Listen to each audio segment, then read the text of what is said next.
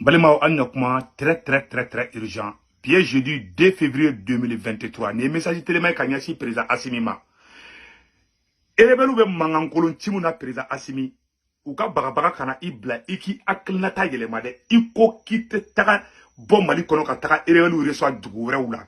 Au niveau de kan ka pression ki kan kana sonne président Assimi kana buka malien bebiko africain bebiko beka do fana bié parce que ye mun ke na moni bo keta bora président Sima ke Mali histoire là. Tu as le soutien du peuple digne de l'Afrique, du Mali et partout.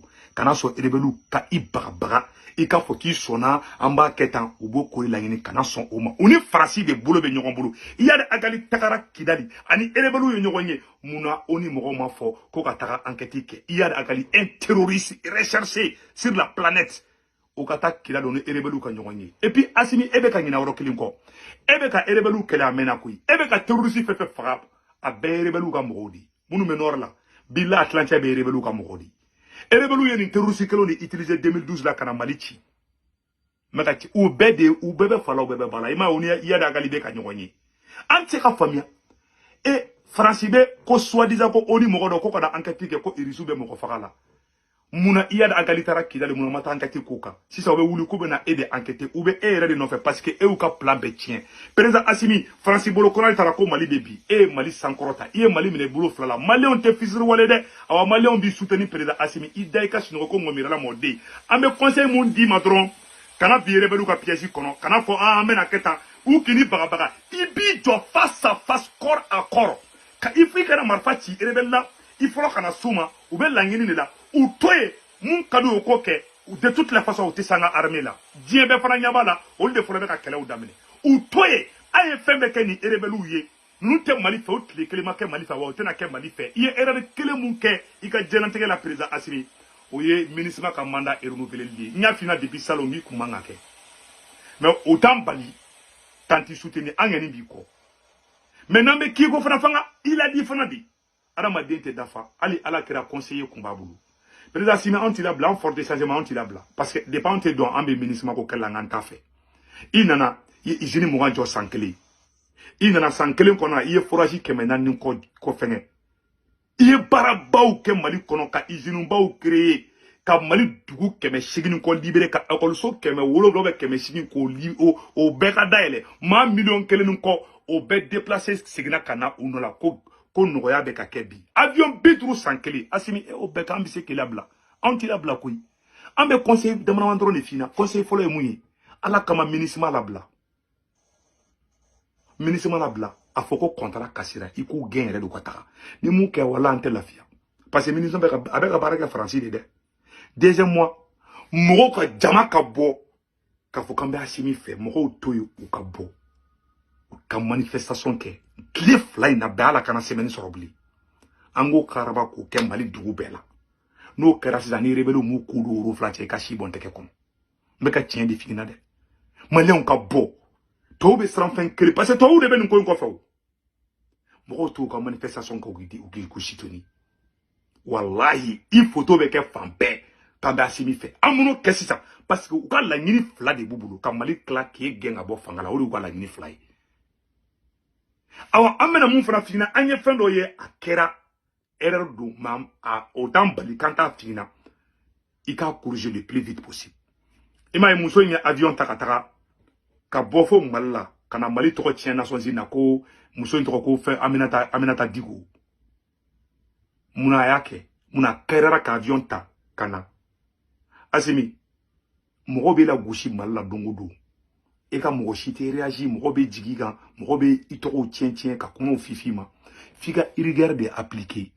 Mais aw yere fana en fana me kumaro fana na koy. Ango ron fana tien fo nyona. Aw nga conseil wula me. Ika rapprochement ke nika jeunesse unio la jeunesse consciente. C'est qui aime le Mali. Parce que dobe ou bana kina fo be fait. Ma ou te Mali fait. Mo munu me Mali fait Assimi ni ere be Mali fait. Amba de Mali fana fait anda de bola. Olu gereila olu de bise qui est protégé mogo be Mali faut essayer Assimi mais mogo do de parce que bado ni fenga na dora tigi be chaya muso nya avion tamballa kana e to tien aminata digo muso mi nana kana to tien na so zinna de ubeka oni mo beka baraka ni muso yin kuma kan de kan mali ko na mali betti ni keleni ni muso keleni sababu yala ima yerebelu funa courage so parce que anya fo amena ngoni mo mana kan fo ngoki makun en ere dabara ke mo la makun déjà mais il y a eu des mésententes entre auni on ira fana tchela la o jugu to lana ne kun sarano bedinya deuxième mois muso yin nana kana mana kan fo muso yin siginto ka tamballa aw kun ta muso yin kumbe depuis aéroport la de ka arrêter bon aw mo kay muso yin toyi ni ni fasu ko ke jamana bawla depuis be sa aéroport la ka soro force jole me ki kono e be se dro bi takatani american te blague na de e ma to ko tilnanya sada an ga kodo ka suman donin quoi ni force bi la wati na dali e bi se ka fen chama ka wati la parce que ibado tendance we ele ma quoi u ga la unité to wele koyi muso ina ngana ni kuma fo ema muso intara malla awe muso into akabulla kata minisma ka kuru kono ça c'est une erreur o kuma ngake ne bolo ngo muso era kumina na di ja muso mamine akanga mine di ka baga afenge donc o ye flanai sabana fana munyi quoi u ga la unité to wele koyi muso ina ngana ni kuma fo ema muso intara malla awe muso into akabulla kata minisma ka kuru kono ça c'est une erreur o kuma ngake ne bolo ngo muso era kumina na di ja muso mamine akanga mine di ka baga afenge donc o ye flanai sabana fana munyi mugo caman be boka mana ka fo ka malla goshi mali kono fo ite boala o de muso fana kare na kana an kuma na ya oro fo an nda oro nali ba muso kuma kan fle kan bla problème na muso kuma kan fle o de problème be wulle ma no fe bi parce que to be ka baraka no de o te ka irisu kuma kana me o te ka shinu ko o ere mo to o ere ma o be ka baraka ningi ima ko mo ko bla ka taka enquête ke Wagner ka muso ye Wagner to ko chi muso kuma fo oni o bere tabala o be ka baraka no dibi oni e jo oni e français di conseil de sécurité nyamo ka be jambulu bi avec français di bulu na aw kun kelebe ka mugo na a ere dema aw na kun kadi en même temps deuxièmement aw kun kelebe ka rigueur don do ka fangala wallahi muso alni milliard kun dira muso ka kana aw to ko tiena so jina teson mais do to mali kono kan to ko tien ka Côte d'Ivoire président be défend contre la arasa mokea fembora la fema bala arasbati oke katla ka foka katla ka farasi défend ko farasi avion ma mali fen chama keranya foka desa ma kuma ma réagi bon a conséquence des flètes a conséquence drone des flètes ama faka mo mine ça les fait no be ala ma se mo mine la quoi ay do ta mobile la droit ka sur ce mobile la ka ta no fo bo mo ko fait 60 km aga ta trila sigi clé koro ka clé be babe clé koro abe ka kuma do fana ne te fait ka fin do fo les autres en fait do be a bete kasola do yin kali ga mogo dun kasola ni ma je contre nete mogo blago ga mogo mais ko do be na ya ke wala te sanu ko kunte mogo dun kasola ka ja sanu ko gumbi ta ka ni kati ko fe ni seguro la ibi ke show c'est tout fin do ba ke tro bu makun ma fo ngoni mogo mba me mogo be ka jamana na buruja ma ba e mogo to mogo jamana buruja ba fle fo do ere karara ka avion ta kana katukuni o mogo ke ka tla ka siginga ta o mo na aéroport la o funa erreur do ede ay bla ko na mba o be fe ame président simi fe ame Modibo Kone fait, ame Maliki Diao fait, ame Sado Kamara fait, ame Colonel Wage fait, ame Premier ministre Chogali fait, ame le ministre Ablaye Diop Ambali fait, ame Colonel Garamiri Noye Ablaye May, au be ko kadauni. Ame ka obe de defa, au ere ka sécurité de la, ame gani befo. Et ma tellement an wula ka ou défend. Aye fanga ta wakati mina be kumbe ka sra onya. An kumbe ka ou défend fambe bebe ka sra onya. Mogo iski ka ou tati mina frodi. Et même moi, il y a comment bisa ka fo aw ma ko fente bala dora mai bébé kuma côté bela o sur la côté ava erreur fla la erreur folo aw non tchela la be malia oro deuxième mois ay mo to ku da sa ko fa o mo ba aw dogoya o lu te ta kasola mais ni aw bora ka o défend o mo lo metla ka ta plainte de contrôle be ta kasola donc ou be courage soro e ma wona fo nation jinna parce que bolo ko tout est OK o de kumanga ke oui, mais avant erreur. Bon, muso ka problème de wulen flan en fait. Mais ka tient les formes là. C'est les erreurs qu'il faut corriger. Au kugara ni trop. Mais mogo juguye mogo qualité flari. Mogo be dunu ni balata ki man jamu. Aminika erreur ya te kuma. Aminika défaut ya te kuma. Aba fo ka be kan. O nyugo mogo jugu flate. Mogo jugu flana fana mogo jumeni. Atika nyuma ya fabiga jugu mandrone fo. Mogo jugu yo mogo flade mogo mi minika erreur ata fa ba fe giga fembe kan o nata de bika bila me ka tien de fina ani mogo mbika nyumanyi ata fa biga jugu man drone fo o mogo qualité flade mogo jugu fly mogo niye mogo kelen drone ni te fla ni e kelen di mogo mi ko kadai niga nyuma na ba fo niga jugu na ba fo avec solution d'Imaïna Frambe à Fochkumna. En bas au compte ou la bla. Parce que vous avez président na Mouniake, et régime na Mouniake. Nous, on va jamais vous laisser. Alors, en tant que quoi, on doit on quoi. En bas, que Mali Kanun Kama, voilà en taoula bla. En fort déchargement en taoula bla. Agabla, on a tout ce qui brille aussi n'est pas l'or. Mali de situation mina. A Jaranya Anin Erebelu be Keleke. A Majanya Anin Nube Keleke. Mais au cas où, on a un pédendo. Au cas où, Assimi Yere Riker d'État. Ana Irani Erebelu na. Face à face, corps à corps, ça marche ou ça cache. Cette fois-ci, on ne va pas reculer. Assimi Neo Nyirani Rebelu là, beaucoup de reflancher là. Ou quand il m'a kala silame, to peuple ko peuple biko. Antiekere togo anti-labla. Nous les forces du changement anti-labla. Ni fin yana tigi be chaya. Mais fin be glan wati mina ite moko chama yede. Do nyabe fin nan robo boligana. Faites beaucoup attention aux arrivistes. O de ATT soro. O de IBK soro. Meka tien di fonyana.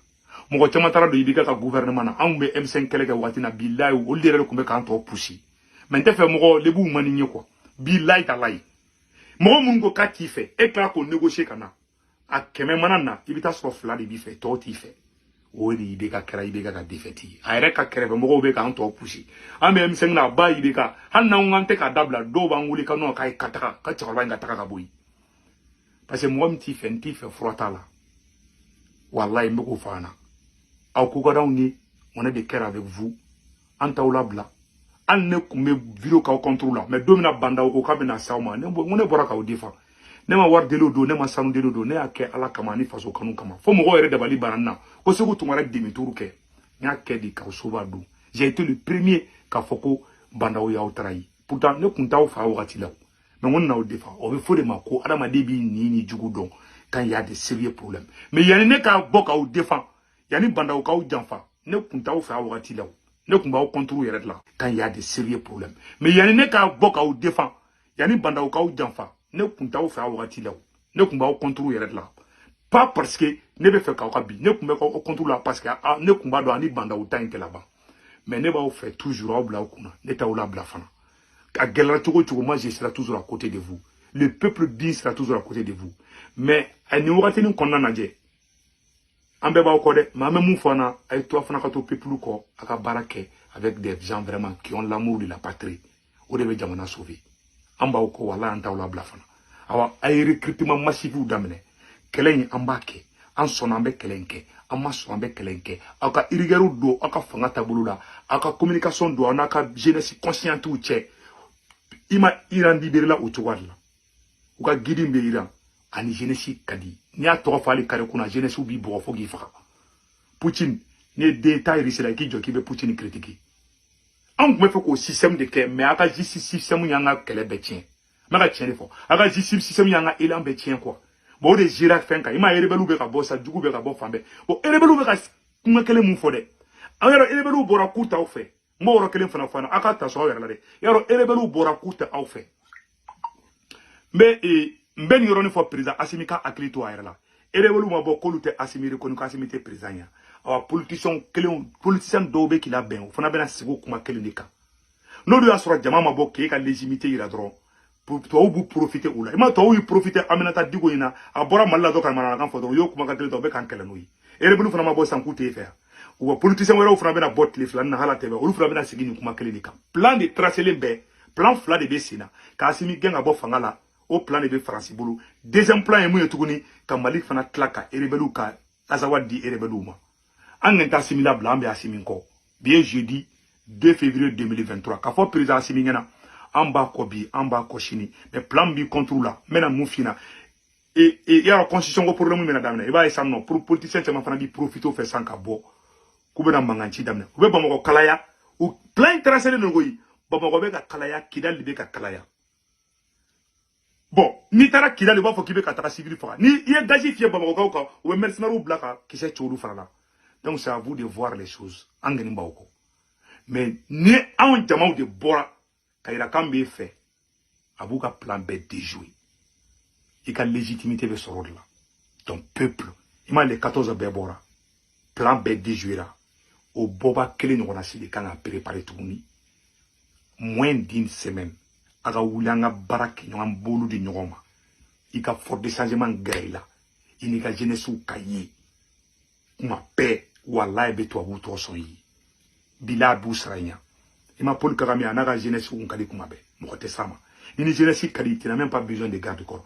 On est gardien de la révolution. Parce que même Malifa, wanti labla. Et nous m'avons fait on te fait fils Wali Made. Il y a un Mali on dit. On te kanyereka, on be Mali ladje. On be défend couche de Mali. On va au bé défend. On fait bien, on va au bé fait. Il président Assimi ou. Il Moribo Kone ou.